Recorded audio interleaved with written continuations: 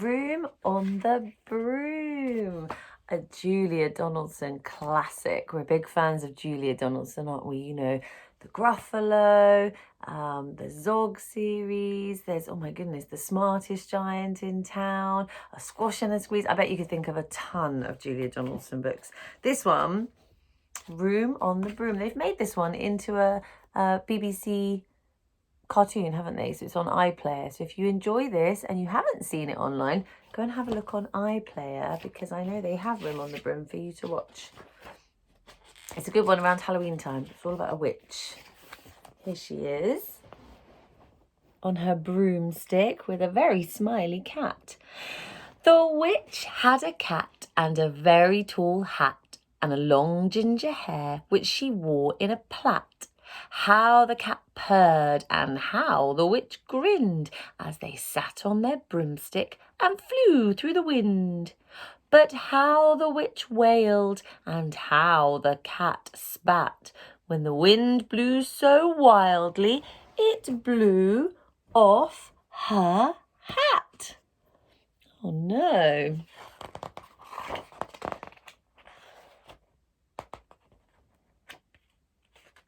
I'll turn the page. There we go. Down, cried the witch, and they flew to the ground. They searched for the hat, but no hat could be found. Then out of the bushes on thundering paws there bounded a dog with the hat in his jaws.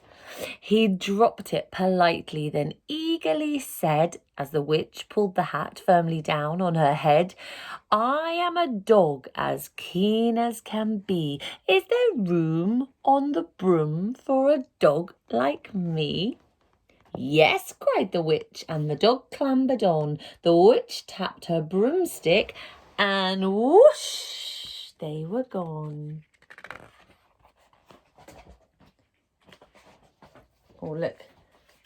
There she is, back on the broomstick with her cat and her dog now. These are great pictures, aren't they? Over the fields and the forests they flew. The dog wagged his tail and the stormy wind blew. The witch laughed aloud and held on to her hat, but away blew the bow from her long ginger plait. Look, the dog saw it going.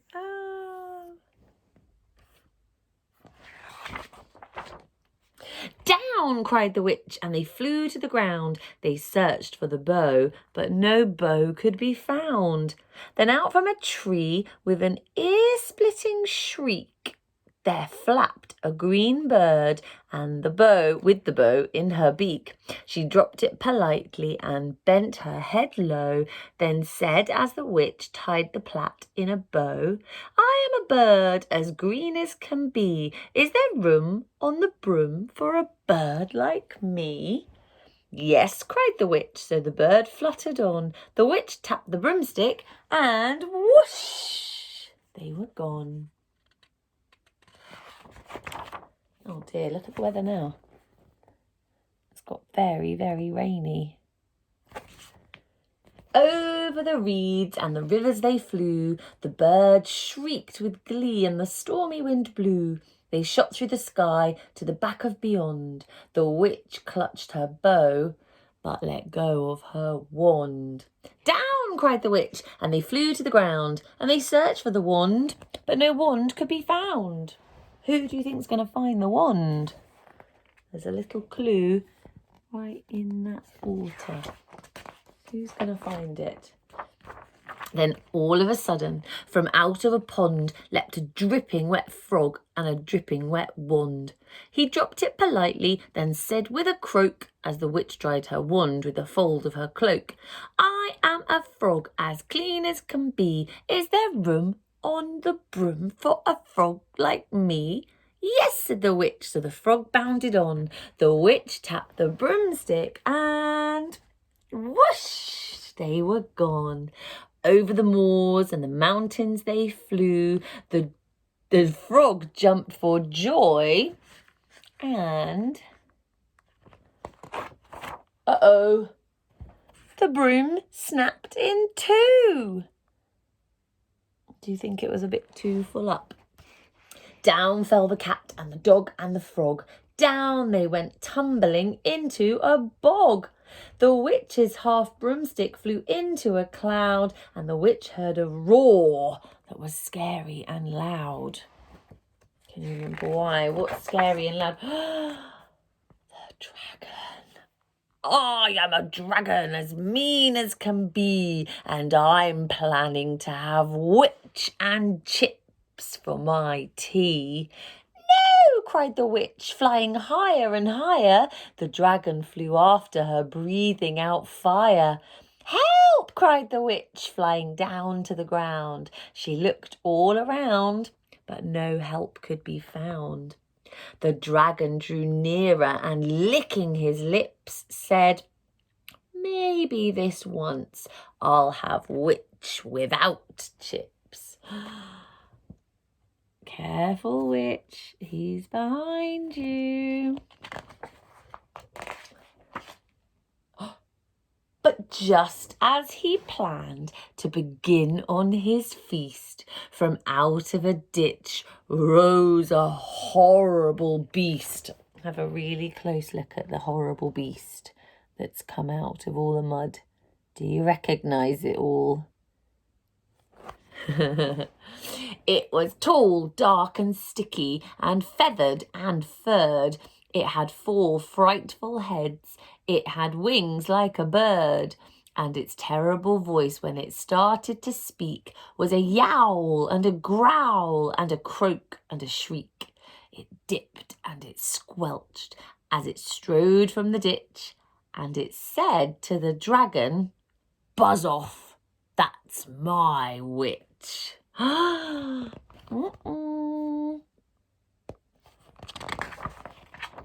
Have you recognised what that beast was? It's all her friends from before, and they don't really look the same, do they? But look, can you tell now? They've all come apart. Looking pretty scary for a dragon though, wasn't it? The dragon drew back and he started to shake. I'm sorry, he spluttered.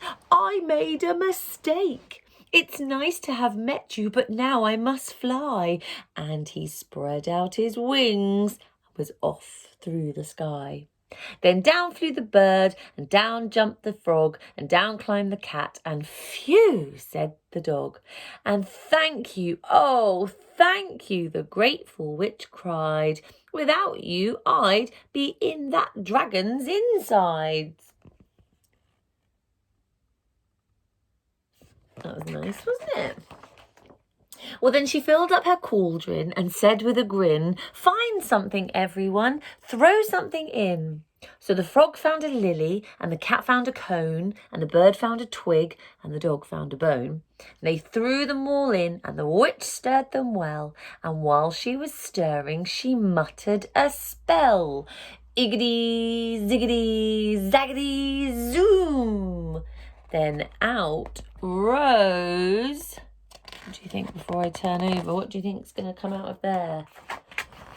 A truly magnificent broom with seats for the witch and the cat and the dog, a nest for the bird and a shower for the frog. But they're all jumping up and down here.